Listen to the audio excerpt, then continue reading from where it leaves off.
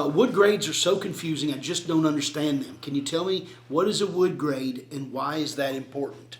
Okay, I'm going to assume that you mean a hardwood flooring grade. The difference between hardwood flooring grades and wood lumber grades is very different, okay? So being that you've entered this question via a hardwood site, I'm going to assume we're talking about hardwood flooring. All right, we really have, there's hardwood qualities versus hardwood grades, okay? Hardwood grades are typically applied to unfinished wood. There are no defined grades for pre-finished, okay? So they don't cross over very well, but what we can do is look at these unfinished grades and allow you to apply the different attributes to pre-finish so you can grade them. I know it's a little confusing, but if I'm going to answer a question, I'm going to answer it honestly, or at least as well as I know how. There's about 3 common grades in hardwood flooring. There's select and better, there's number 1 or number 1 and better, and there's number 2, okay? Select and better, we're talking about oak in this case. If we cut down a whole tree, about 50% of the tree is going to be select and better. Select and better tends to be longer. And remember that when you cut a tree, it's always in 16-foot boards, okay? So every board when it comes out is 16 foot long. And what they have to do is they have to grade it. If they look at that board and it has if it has wormholes right in the middle, that whole board is number 2. Until they cut it. Now they take that short piece and put it in number 2, and those 2 7-footers that are left are selecting better again. So that's what happens. The board length can kick one down. The physical attributes can kick it down. The aesthetics, okay, if it has a lot of color variation or sapwood, which is the center, the sapwood can run down the grade. So we're talking about unfinished. So color, board length, things like wormhole, knots, those can get them down. Select and better, used to use a lot of it when they done a lot of pre-finished wood, or a lot of unfinished wood. Then your number 1 common. Again, it'll run about 40% of the tree. So it's another real common. Number 2 common is the least common grade in a tree. It'll usually run about 5 to 8%. You'll notice we didn't come up with 100. Some of it goes into the pallet grade. That's the junk that they can't use for flooring. So there's very little number 2 in a tree.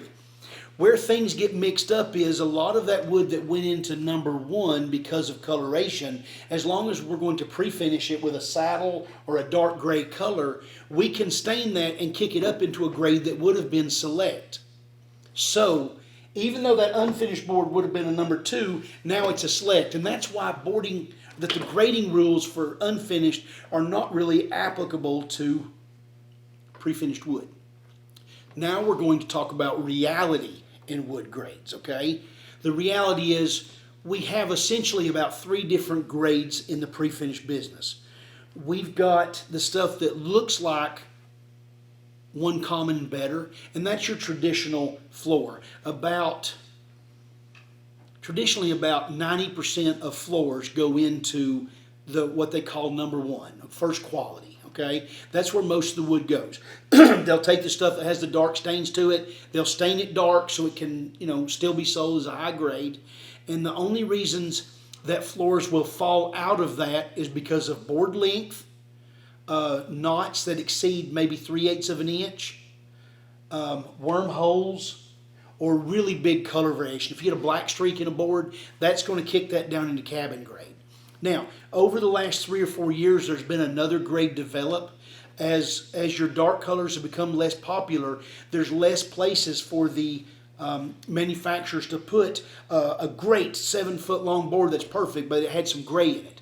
In the past, when they sold a lot of gray and a lot of saddle, they could put that up there. Now they can't. So it's still a long, sound board that has more color variation in it. And we're starting to see what's called dirty builder floors, where it'll have the long boards, it won't have the wormholes, it won't have the knots, but it'll have more color variation. What grade is that? There really isn't a grade that's attributed to that in the industry. And that's why if you ask anybody that sells pre-finished floors what grade it is, they're going to look at their watch or look at the ceiling. They really can't answer that.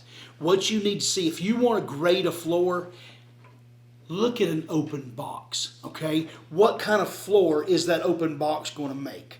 If it's got a lot of shorts, your floor is going to it's going to have a lot of shorts in it. They'll say we can throw those out. Not if they're 30% of the box, you can't, okay? Your hardwood installer is not in charge of grading.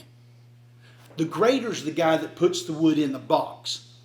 The second lineup of grading is the consumer that buys that. Don't expect your installer to grade your floor for you. Okay? If you want a number 1 floor, don't buy number 2 and tell them to grade it out. Go buy a number 1 floor. But look at an open box. Find what you want in a box and buy it. Okay? That's really what you need to concern yourself with in grading. That was a really long answer, wasn't it? Yep. Would you add anything to that? No. Like It's really a tough question. You can't buy a number 2 and make it number 1. You No, just you can't really do can't. it. We've had people do that. Say, hey, I got all this waste, and say, well, send me a picture of what was waste. And they threw out 100 short boards. Right, they'll throw out Nothing wrong everything. with Yeah. them, but they just stacked all the short ones Yeah. in the over on the wall. You've got to be really careful to buy what you want. Don't buy a $2 floor and expect it to wind up being a $4 floor. Right. It's not going to work. We offer value. We don't offer magic. That's a pretty good line. I might get a tattoo of that. Or something. Okay. Okay, good talk. Whew, that sheet's done.